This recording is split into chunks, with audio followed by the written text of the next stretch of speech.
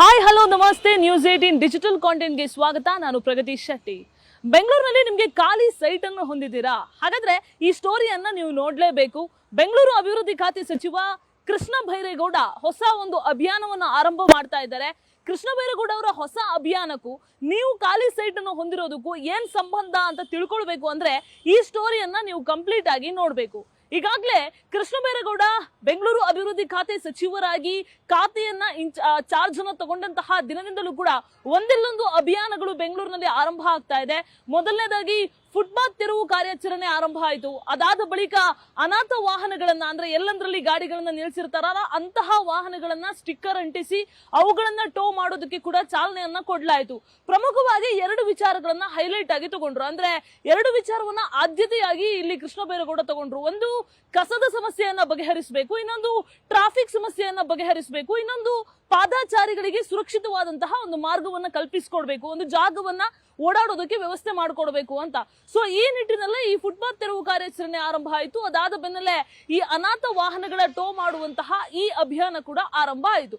ಅದಾದ ಬೆನ್ನಲ್ಲೇ ಈಗ ಆಗಸ್ಟ್ 1ರಿಂದ ಕಸದ ಅಭಿಯಾನವನ್ನ ಆರಂಭ ಮಾಡ್ತಾ ಇದ್ದಾರೆ. ಅಂದ್ರೆ ಈ ಹಿಂದೆಯೂ ಕೂಡ ಜಿಬಿ ವ್ಯಾಪ್ತಿಯಲ್ಲಿ ಹಲವು ಸಲ ಹೇಳಿದ್ರು ಕಸವನ್ನ ಸುರಿಬೇಡಿ, ದಂಡ ಹಾಕ್ತಿವಿ, ಮತ್ತೊಂದು ಮಗದೊಂದು ನಿಮ್ಮ ಮನೆಗೆ ತಂದು ಸುರಿತೀವಿ, ಕಸ ಸುರಿಯುವ ಹಬ್ಬ ಅಂತೆಲ್ಲ ಮಾಡಿದ್ರು. ಬಟ್ ಅಷ್ಟಾದ್ರೂ ಕೂಡ ಬೆಂಗಳೂರಿನಲ್ಲಿ ಪರಿಣಾಮಕಾರಿಯಾಗಿ ಇದು ಅನುಷ್ಠಾನ ಆಗ್ಲಿಲ್ಲ. ಸೊ ಈ ಕಾರಣಕ್ಕೆ ಈ ಸಲ ಇನ್ನೊಂದು ಅಭಿಯಾನ ಮತ್ತೊಂದು ಹಂತಕ್ಕೆ ಮುಂದೆ ಹೋಗಿ ಅಭಿಯಾನ ಆರಂಭ ಆಗ್ತಾ ಇದೆ. ಇದೇ ಆಗಸ್ಟ್ ತಿಂಗಳಿನಿಂದ ಆಗಸ್ಟ್ 15ರ ಬಳಿಕ ಈ ಅಭಿಯಾನ ಆರಂಭ ಆಗುತ್ತೆ. ಅಂದ್ರೆ ವೇಸ್ಟ್ ಅದು ಫ್ರೀಡಮ್ ಫ್ರಮ್ ವೇಸ್ಟ್ ಅಂತ. ಅಂದ್ರೆ ಆಗಸ್ಟ್ ತಿಂಗಳಲ್ಲಿ ನಾವು ಸ್ವಾತಂತ್ರ್ಯ ದಿನಾಚರಣೆಯನ್ನ ಆಚರಣೆ ಮಾಡ್ತೀವಿ. ಸೊ ಅದೇ ತರ ಈ ಆಗಸ್ಟ್ ತಿಂಗಳಿನಲ್ಲಿ ಕಸದಿಂದ ನಮಗೆ ಸ್ವಾತಂತ್ರ್ಯ ಬೇಕು ಅನ್ನುವಂತಹ ನಿಟ್ಟಿನಲ್ಲಿ ವೇಸ್ಟ್ ಫ್ರಮ್ ಫ್ರೀಡಮ್ ಅನ್ನುವಂತಹ ಒಂದು ಅಭಿಯಾನವನ್ನ ಕ್ಯಾಂಪೈನ್ ಅನ್ನ ಆರಂಭ ಮಾಡಲಾಗ್ತಾ ಇದೆ ಬೆಂಗಳೂರಿನಲ್ಲಿ. ಸೊ ಎಲ್ಲಂದ್ರಲ್ಲಿ ಕಸ ಸುರಿತಾರಲ್ಲ ಅಂತಹ ಅಂದ್ರೆ ಈಗ ಆಲ್ರೆಡಿ ಕಸದ ರಾಶಿಗಳಾಗಿರುತ್ತೆ. ಒಂದಷ್ಟು ಪಾಯಿಂಟ್ಗಳಲ್ಲಿ ಅಂಡರ್ ಪಾಸ್ಗಳಲ್ಲಿ ತಗೊಳ್ಳಿ ಅಥವಾ ರಸ್ತೆಗಳಲ್ಲಿ ತಗೊಳ್ಳಿ, ಅನೇಕ ಕಡೆಗಳಲ್ಲಿ ಕಸದ ರಾಶಿ ಇರುತ್ತೆ. ಸೊ ಅಂತಹ ರಾಶಿಯನ್ನ ಜಿಬಿಎ ವತಿಯಿಂದಲೇ ಇದೆಲ್ಲವುದನ್ನು ಕೂಡ ತೆರವು ಮಾಡಲಾಗುತ್ತೆ. ಅಂದ್ರೆ 5 ನಗರ ಪಾಲಿಕೆಯ ವ್ಯಾಪ್ತಿಯಲ್ಲಿ ಈ ಕಸಗಳನ್ನ ಕ್ಲಿಯರ್ ಮಾಡಲಾಗುತ್ತೆ ಒಂದು ಸಲ. ಈಗಾಗಲೇ ಅಂತಹ ಸ್ಪಾಟ್ ಗಳನ್ನು ಕೂಡ ಗುರುತಿಸಿದ್ದಾರೆ. ಸುಮಾರು 1513 ಸ್ಪಾಟ್ ಗಳನ್ನ ಈಗಾಗಲೇ ಗುರುತಿಸಿದ್ದಾರೆ. ಅಂತಹ ಜಾಗವನ್ನ ತೆರವು ಕಾರ್ಯಾಚರಣೆ ಮಾಡಲಾಗುತ್ತೆ.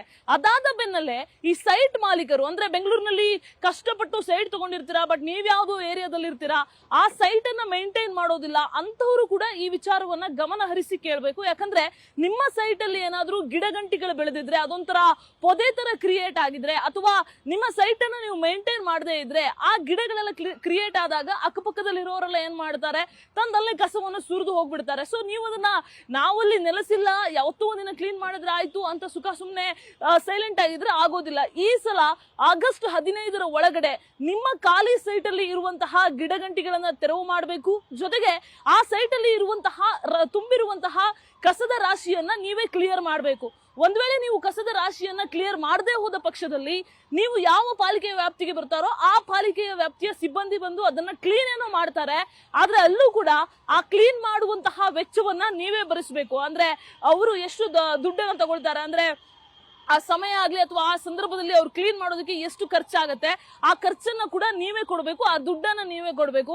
ಅದರ ಜೊತೆಗೆ ಆಸ್ತಿ ತೆರಿಗೆ ಪಾವತಿ ಮಾಡುವಂತಹ ಸಂದರ್ಭದಲ್ಲಿ ದಂಡವನ್ನು ಕೂಡ ಆಡ್ ಮಾಡ್ತಾರೆ, ಅದನ್ನು ಕೂಡ ನೀವು ಕಟ್ಟಬೇಕಾಗತ್ತೆ. ಸೊ ಹಾಗಾಗಿ ಖಾಲಿ ಸೈಟ್ ಮಾಲೀಕರು ಬಹಳ ಎಚ್ಚರವಾಗಿರ್ಬೇಕು. ಆಗಸ್ಟ್ 15ರವರೆಗೂ ಕೂಡ ನಿಮ್ಗೆ ಟೈಮ್ ಕೊಟ್ಟಿದ್ದಾರೆ. ಅಂದ್ರೆ ಇವತ್ತೇ ಅನೌನ್ಸ್ ಮಾಡಿ ನಾಳೆಯಿಂದ ಕಸವನ್ನ ಕ್ಲಿಯರ್ ಮಾಡ್ತಿಲ್ಲ, ಬದಲಾಗಿ ಆಗಸ್ಟ್ 15ರವರೆಗೂ ಕೂಡ ನಿಮ್ಗೆ ಸಮಯಾವಕಾಶ ಇದೆ. ಅಷ್ಟರ ಒಳಗಡೆ ನಿಮ್ಮ ಜಾಗದಲ್ಲಿ ಇರುವಂತಹ ಕಸವನ್ನ ನೀವು ಕ್ಲಿಯರ್ ಮಾಡಬೇಕು. ಇನ್ನು ಉಳಿದಂತೆ ರೆಸಿಡೆನ್ಸ್ ಗಳು ಏನ್ ಮಾಡಬೇಕು, ಅವ್ರ ಮನೆ ಸುತ್ತ ಇರೋದನ್ನ ಕ್ಲಿಯರ್ ಮಾಡಬೇಕು. ಇಲ್ಲ ಅಂತಂದ್ರೆ ಸಾರ್ವಜನಿಕ ಪ್ರದೇಶದಲ್ಲಿ ಇರುವಂತಹ ಕಸಗಳನ್ನ ಇಲ್ಲಿ ಏನೋ ಪಾಲಿಕೆಯ ವತಿಯಿಂದನೇ ಮೊದಲನೇ ಸಲ ಕ್ಲಿಯರ್ ಮಾಡಲಾಗುತ್ತೆ. ಅದಾದ್ಮೇಲೆ ಬೇರೆ ರೀತಿಯಾದಂತಹ ಕ್ರಮವನ್ನ ಕೂಡ ಕೈಗೊಳ್ಳೋದಕ್ಕೆ ಅಂದ್ರೆ ಮಾರ್ಷಲ್ಸ್ ಗಳ ನಿಯೋಜನೆ ಆಗ್ಲಿ, ಮತ್ತೆ ಆ ಕಸ ಅಲ್ಲಿ ಸುರಿದೇ ಇರೋ ರೀತಿಯಲ್ಲಿ ಏನೇನ್ ಮಾಡಬೇಕು ಆ ಎಲ್ಲ ರೀತಿಯಾದಂತಹ ಪ್ಲಾನ್ ಗಳನ್ನು ಕೂಡ ಈಗ ಪಾಲಿಕೆಯ ವ್ಯಾಪ್ತಿಯಲ್ಲಿ ಮಾಡಲಾಗ್ತಾ ಇದೆ. ಬೆಂಗಳೂರನ್ನ ಕ್ಲೀನ್ ಸಿಟಿ ಮಾಡಬೇಕು. ಅಂದ್ರೆ ಬೆಂಗಳೂರಿನ ಸೌಂದರ್ಯ ಹಾಳಾಗ್ತಾ ಇರೋದು ಒಂದು ತುಂಬಿರುವಂತಹ ಗುಂಡಿಗಳಿಂದ, ಇನ್ನೊಂದು ಸುರಿದಿರುವಂತಹ ಕಸದ ರಾಶಿಗಳಿಂದ.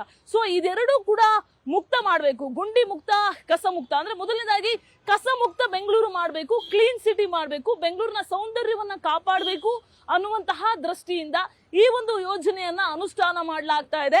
ಈ ಯೋಜನೆಯ ಹೆಸರೇ ಅವ್ರು ಹೇಳಿದ ಹಾಗೆ ಫ್ರೀಡಮ್ ಫ್ರಮ್ ವೇಸ್ಟ್ ಅಂತ ಆಗಸ್ಟ್ ತಿಂಗಳಲ್ಲಿ ಆರಂಭ ಆಗ್ತಾ ಇದೆ. ಸೊ ಸೈಟ್ ಮಾಲೀಕರು ಮತ್ತೆ ನಿವಾಸಿಗಳು ಏನೇನ್ ಮಾಡ್ಬೇಕು ಅಂತ ಇವತ್ತು ನಾವು ನಿಮ್ಗೆ ಹೇಳಿದೀವಿ. ಈ ಇನ್ಫಾರ್ಮೇಶನ್ ನಿಮ್ಗೆ ಉಪಯುಕ್ತ ಅಂತ ಅನ್ಸಿದ್ರೆ ಒಂದಷ್ಟು ಜನರಿಗೆ ಶೇರ್ ಮಾಡಿ. ನಿರ್ಭೀತ, ನಿಷ್ಪಕ್ಷಪಾತ, ವಿಶ್ವಾಸಾರ್ಹ ಸುದ್ದಿಗಳಿಗೆ ಹೆಸರಾಗಿರುವ ನ್ಯೂಸ್ 18 ಕನ್ನಡ ಈಗ ಆಪ್ನಲ್ಲೂ ಲಭ್ಯವಿದೆ.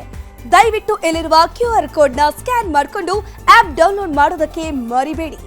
ನಿಮ್ಮ ಬೆಂಬಲ ಹೀಗೆ ಸದಾ ನಮ್ಮೊಂದಿಗಿರಲಿ. ಧನ್ಯವಾದ.